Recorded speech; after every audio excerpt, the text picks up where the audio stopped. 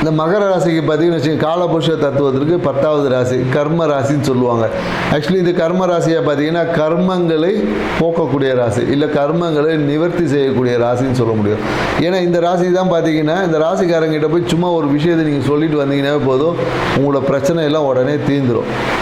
So அதனால் என்னென்னாக்கா மகர ராசிக்காரங்க அடுத்தவங்க பிரச்சனை நீங்கள் கேட்காம இருக்கும். ஏன்னா நீங்கள் என்ன பண்ணுவீங்கன்னா, அடுத்தவங்க பிரச்சனையெல்லாம் உங்கள் பிரச்சனையாக நினச்சி நீங்கள் பெரிய பிரச்சனைக்குள்ளே மாட்டிப்பீங்க. இதான் உங்களுடைய பெரிய விஷயம். அதனால் யார் என்ன சொன்னாலும் அது காதுக்கு வெளியோடு நிறுத்திக்கணும், காதுக்கு உள்ளே ஏற்றிக்கிட்டு கூடாது. இதுதான் உங்களுக்கு மிகப்பெரிய ஒரு பரிகாரமே. ஏன்னா இப்போ இந்த ஜூலை மாதம் உங்களுக்கான பலன் எப்படி இருக்குன்னு பார்த்தீங்கன்னு வச்சுக்கோங்களேன்.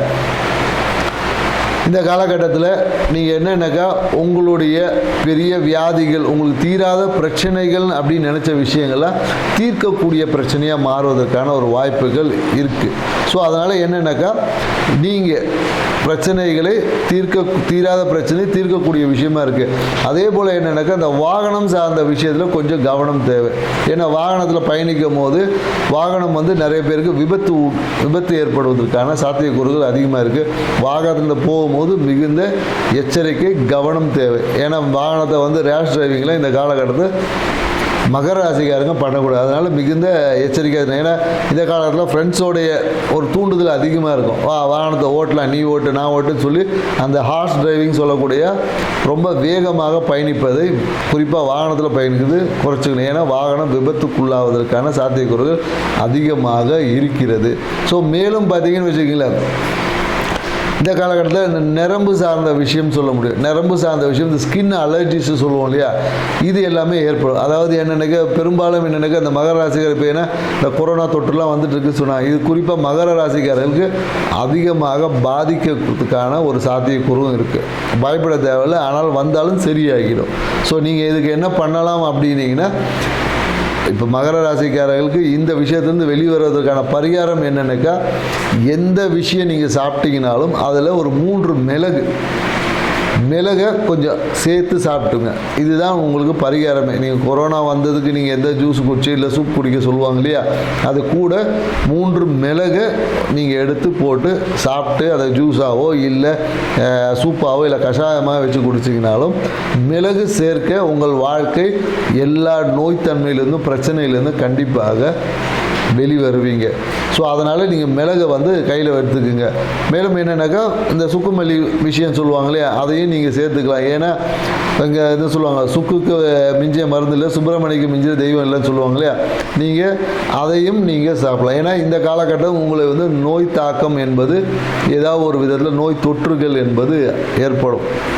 அது சளியாக இருந்தாலும் சரி, ஸ்கின் சார்ந்த விஷயமாக தான் சரி, அது உங்களுக்கு ஏற்படுவதற்கான வாய்ப்பு இருக்குது. அதுக்கான விஷயத்தையும் நம்ம உங்களுக்கு சொல்லிக்க. இப்போ இந்த காலத்தில் என்னென்னாக்கா மகர ராசிக்காரங்களுக்கு இந்த மனைவி சார்ந்த விஷயம், மனைவி மேலே ஒரு அதிகப்படியான ஒரு காதல் ஏற்படும். இல்லை வயசுக்கு இருக்கிறவங்கன்னா இந்த காலத்தில் காதல் மலர்வதற்கான ஒரு விஷயம் இருக்குது.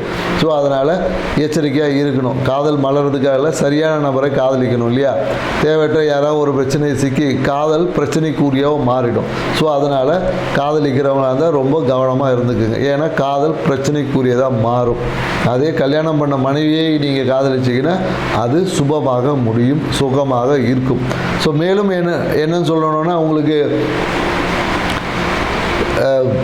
இந்த காலகட்டத்தில் பார்த்தீங்கன்னா இந்த செரிமானம் சார்ந்த கோளாறுகள் வரும். செரிமானம் சார்ந்த பிரச்சனை என்னென்னாக்கா செரிமானத்துக்காக மருத்துவ விரயங்கள்லாம் ஏற்படுவதற்கான வாய்ப்பு இருக்குது.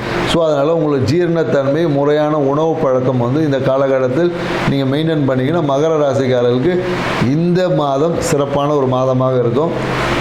நாங்கள் சொன்ன இந்த தகவல் உங்களுக்கு பிடிச்சிருந்தா சப்ஸ்கிரைப் பண்ணுங்கள், லைக் பண்ணுங்கள். மீண்டும் இது போன்ற ஒரு நல்ல தகவலோடு கும்பராசியில் சந்திப்போம். நன்றி, வணக்கம். இந்த மகர ராசியில் பார்த்தீங்கன்னா குறிப்பாக என்னென்னாக்கா இந்த உத்திராட நட்சத்திரக்காரங்க தான் ரொம்ப கவனமாக இருக்கணும். மகர ராசியில் உத்திராட நட்சத்திரக்காரங்களுக்கு தான் பிரச்சனை கொஞ்சம் வீரியமாக இருக்கும். ஸோ அதனால் உத்திராட நட்சத்திரக்காரங்க எப்போதும் நீங்கள் வெளியே போனீங்கன்னா கொஞ்சம் கவனமாக இருங்க. ஸோ ஏன்னா உங்களுக்கு தான் பிரச்சனைகள் வருவதற்கான சாத்தியக்கூறுகள் அதிகமாக இருக்குது. ஸோ மேலும் என்னென்னாக்கா இதே திருவோண நட்சத்திரக்காரங்க பார்த்தீங்கன்னா இந்த காலம் எப்படின்னா எந்த ஒரு விஷயத்தையும் இவங்களால உறுதியாகவே இருக்க முடியாது. ஏன்னா அது ராசி நட்சத்திர அதிபதி பார்த்தீங்கன்னா சந்திரனாக இருக்கிறதுனால இன்றைக்கி ஒன்று இருக்கும், நாளைக்கு ஒன்று, இப்படி மாறி மாறி மாறி இருக்கும். அதே போல் என்னென்னாக்கா அந்த அவிட்ட நட்சத்திரக்காரங்க பார்த்தீங்கன்னா 1, 2 பாதங்கள் குறிப்பாக இந்த மகர ராசியில் இருக்கும். ஏன்னா இவங்களுக்கும் பார்த்தீங்கன்னா கொஞ்சம் என்னென்னாக்கா இந்த வீடு சார்ந்த விஷயத்தில் ஏதாவது ஒரு கடன், வீடு சார்ந்த விஷயத்தில் வீட்டை இடித்து கட்டுறது, இல்லை வீட்டை மாற்றி கட்டுறது, இல்லை வாகனத்தில் போய் இடிக்கிறது, இந்த மாதிரியான விஷயங்கள் வந்து அவிட்டம் 1ஆம் பாதம் இருக்கக்கூடிய மகர ராசிக்காரருக்கு ஏற்படக்கூடிய வாய்ப்பு இருக்குது. அதனால் மகர ராசிக்காரர்கள் நீங்கள் வாகனத்தில் அவிட்ட நட்சத்திரம் 1, 2 பாதத்தில் இருக்கக்கூடிய மகர ராசிக்காரர்கள் வாகனத்தில் பயணிக்கும் போது மிகுந்த எச்சரிக்கை உங்களுக்கு தான் கொடுத்துருக்கு. இந்த நான் சொல்லுவாங்கள்ல, இந்த மழை காலத்தில் ஆரஞ்சு அலர்ட், க்ரீன் அலர்ட் சொல்கிற மாதிரி உங்களுக்கு வந்து ஒரு ரெட் அலர்ட் கொடுத்துருக்கு. ஸோ நீங்கள் இந்த மாதத்தை கொஞ்சம் கவனமாக பயணிக்கணும். ஸோ அதனால் கொஞ்சம் எச்சரிக்கையாக இருங்க. இப்படி இதுக்கு என்ன பரிகாரங்க அப்படின்னு சொல்லி நீங்கள் யோசிச்சிங்கன்னா ஒன்றுமே இல்லை. உங்கள் வீட்டுக்கு அருகில் இருக்கக்கூடிய விநாயகர் கோயிலுக்கு இல்லை அம்மன் கோயிலையோ ஒரு தேங்காய் உடைத்து விட்டு, இல்லை செவ்வாய்க்கிழமையில் பார்த்தீங்கன்னா கரெக்டாக ஒரு மத்தியானம் 1 மணிக்கு செவ்வாய்க்கிழமையில் வர செவ்வாய் உரை பார்த்தீங்கன்னா கரெக்டாக ஒரு 1 to 2 வரும். ஸோ பார்த்தீங்கன்னா சூரிய உதயத்துக்கு ஏற்ற மாதிரி அது கொஞ்சம் முன்ன பின்ன வரும். நீங்கள் ஒரு 1 to 2 ஒரு தேங்காய் உடைத்து, சதுர தேங்காய் உடைத்திங்கன்னா இந்த விஷயத்துலேருந்து உங்களுடைய பாதிப்புகளை குறைத்து கொள்ளலாம். அதே போல் என்னென்னாக்கா வேகத்தை குறைத்து கொள்வதும் வேணும். ஸோ அவசரப்பட்டு அவசர முடிவுகளை இந்த காலகட்டத்தில் மகர ராசிக்காரர்கள் எடுக்கக்கூடாது. ஏன்னா இந்த அலாட்டே பார்த்தீங்கன்னா மகர ராசிக்காரர் எல்லா நட்சத்திரக்காரங்களும் இருக்கும். இதில் திருவோணம் நட்சத்திரக்காரங்க மட்டும் சின்ன விலக்கு இருக்குது. மற்றபடி உத்திராடம், அவிட்ட நட்சத்திரக்காரங்கள் 2 பேருமே மிகுந்த எச்சரிக்கையோடு இருந்து இந்த மாதத்தை நீங்கள் பயணிக்கணும். ஸோ அதனால் கவனமாக இருங்க. வாழ்க்கையை சிறப்பாக்கிங்க.